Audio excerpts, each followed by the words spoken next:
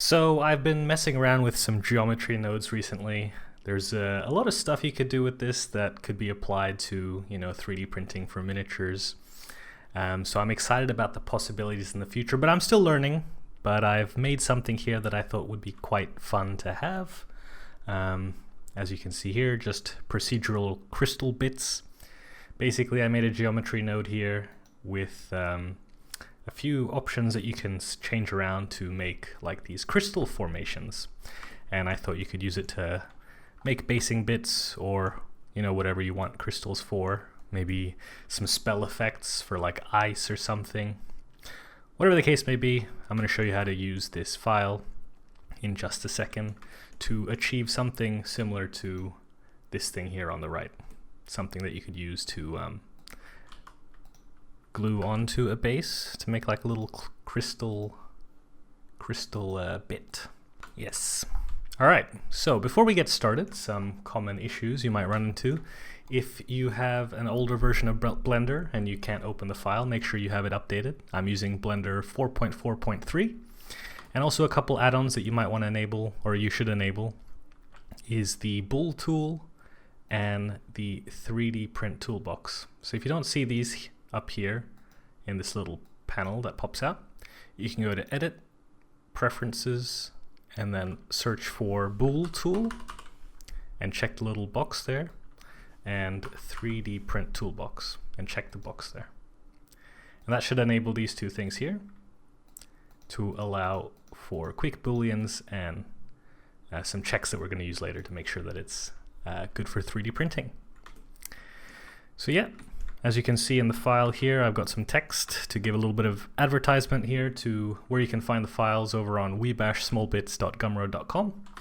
Here's a little ruler for reference and a 25mm base.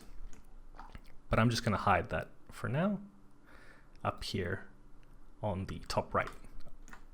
So now we're going to select the main crystal here in the middle. This is just if I go into edit mode, you'll see that this is just a plain old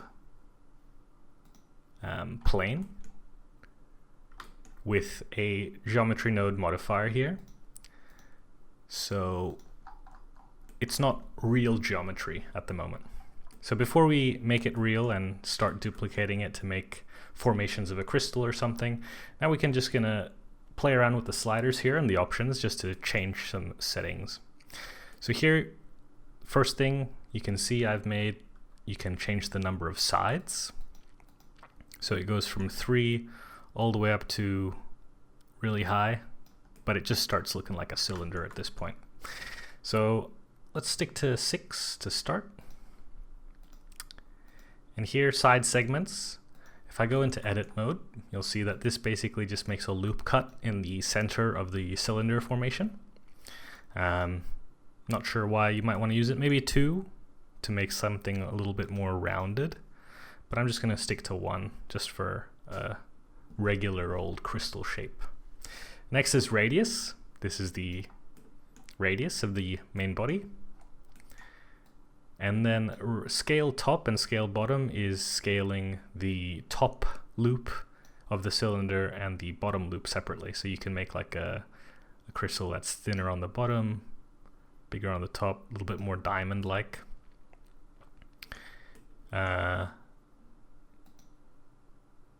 Yep. And I'm just going to make that 1 for now. Next is the length. I might update the file to make this work a little bit better, so the one that you get and play with might be a little bit better. But for me, I feel like this is it's scaling a bit weird, so I might fix that before you guys get your hands on it. Next is this checkbox, so you can have a flat bottom. And the next is tip offset. I don't really use the X and Y, but basically this tip points, it's basically offsetting on either the X-axis or the Y-axis, or what I normally use it for is, or what I will be using it for is just the Z-axis. So to make it like a little bit more pointier or less pointy. Make that 0 for now. And next up is distort and distort intensity. This is basically how I made these all look different. Distort intensity is just scaling how much distortion, as you can see, is going to be put onto the crystal. So the higher the value, like the more distorted it's going to look. I don't recommend putting this too high. Just like something like 2.5 or 3 would be enough. I'm going to try 2.5. And here within the geometry node, it's got it auto updating. So whenever you change any other value now going forward with distort intensity on, for example, let's say I'm changing the Z pivot, you see how it's just randomizing the distortion. So it's just going to be randomizing. And distort is also just a randomizing element. I might just remove this. It's kind of redundant. But basically distort intensity is like how distorted it'll look, just to give it like a little bit of randomness. You can, of course, scale the object separately, like when you're duplicating it. You can still scale it like a regular object with the S key, SY to scale along the y-axis to make like a thinner shape, or SZ to make it longer. But yeah, so you can scale it how you like normally, like normal geometry. Next up here, I just got a bevel modifier added to it as well, just to give it like so the edges aren't sharp. So if I turn it off in the viewport here, you can see that it's like really sharp edges. So I thought it looked nicer with some beveled edges. You can change this if you like or remove it. But here's the main geometry node. I'm going to reset everything to its original values, 30, 10. And basically what you want to do to make something like what we see here on the right is just make a bunch of different crystals, duplicating them and, you know, arranging them how you like. I'm going to go for a similar formation here just to show you guys. And then we're going to do a Boolean modifier or a Boolean function to just cut the bottom so that you can like easily glue it onto a base. So to do that, first things first, I'm just going to duplicate the main crystal body. So Shift D to duplicate it. Then I'm going to hide the original one and just keep that as like just there in case, because we're going to be doing some destructive work here going forward. I'm just going to hide the finished example there, and let's just mess around with it. So I'm just hitting S on my keyboard to scale it down, and then G to grab, just to move it into the middle here. And then we're going to add some distortion just to make it a little bit more random, and just make the tip extra long. Maybe scale it along the Z-axis a bit.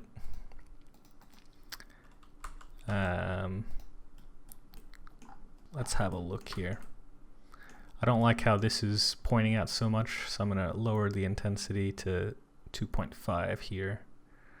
Basically, you don't want to create too many of these like convex faces, because then it just won't look very nice.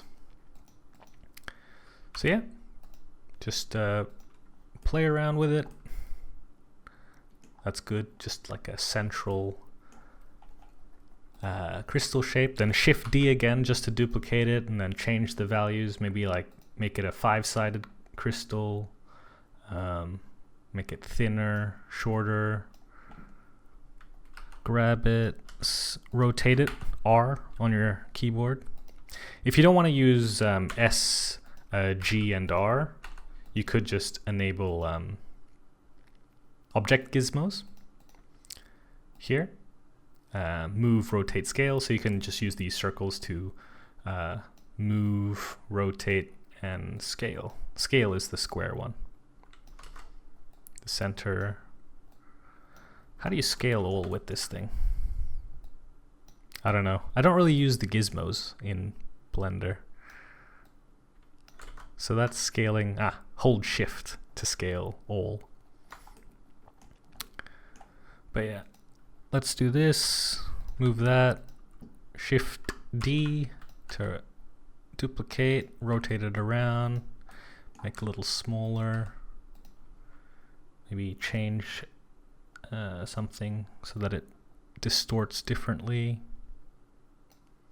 Maybe give it 4 sides. Shift D again, rotate, we'll scale it out a little bit. See? Give it 5 sides. Offset a little bit.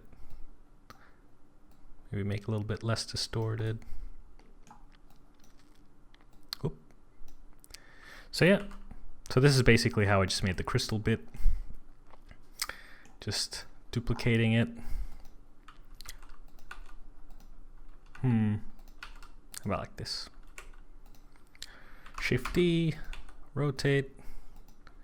If you're using rotations like with the keyboard and stuff, it's always relative to your view of the object. So as you can see, I'm looking at it from the top because I want to rotate it along the Z-axis, but you could hit R and then X, Y, or Z to achieve the same thing. So if I hit R then Z, then it still rotates around the Z-axis. Same thing with grabbing, G. It's like gonna grab it along this plane. And scale just scales all unless you hit X, Y, or Z. So S, scale everything. SY makes it scale along the Y, X, and Z. All right, let's see here. What do we have?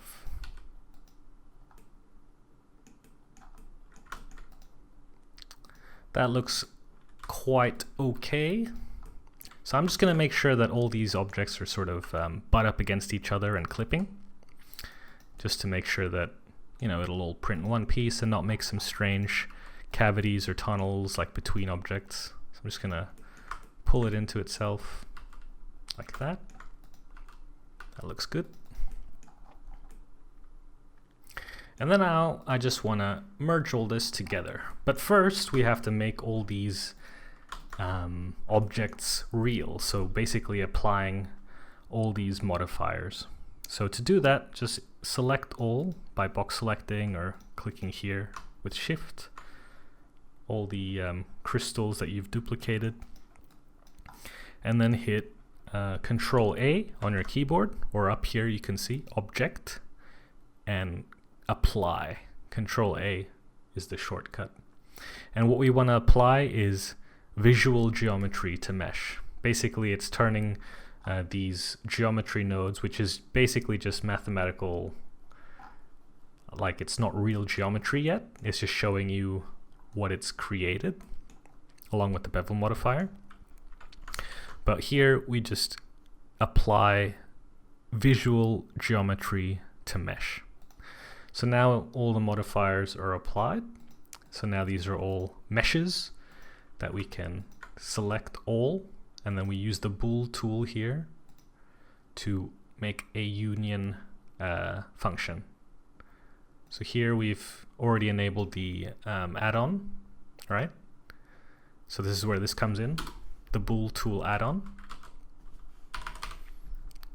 And that appears here, edit, boolean, and then union. So with all the objects selected and I hit union, now this becomes all one object. And then now what we want to do is cut the bottom. So we want to do a difference boolean with something that's like a flat thing. So for that, we're just going to add a cube.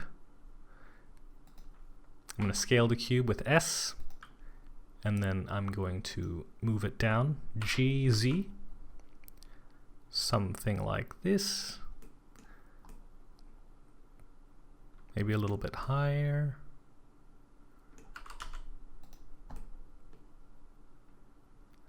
Sure. And then here, what you want to do is select the cube and then shift click the crystal that you just made, go into the bool tool again and hit difference. So now it's cut the bottom of the object. So this should be one nice solid piece that you can 3D print. To check that, we go to the 3D print toolbox here, check for solid. Here we can see no non-manifold edges, 0, that's good. And then we also want to check for distorted. So there's 3 non-flat faces. This is what I said earlier about when you distort the points on the crystal, it might create faces that are convex.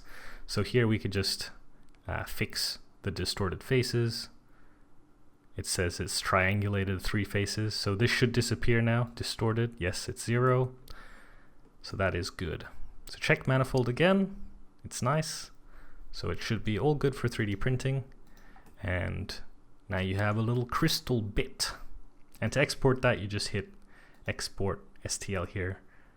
And it'll export it into the folder where you open the blend file from. So let's check that real quick. Oh, select it first and then export. So let me look for it.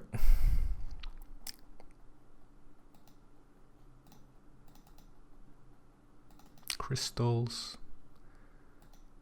So here, as you can see, now we have a nice crystal bit that we can 3D print. So yeah, that's the procedural crystal geometry node.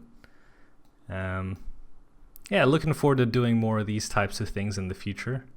Fun playing around with geometry nodes and, you know, maybe make something like with rocks, or, you know, I don't know how easy it would be to do something as ambitious as like trees or foliage of stuff like that.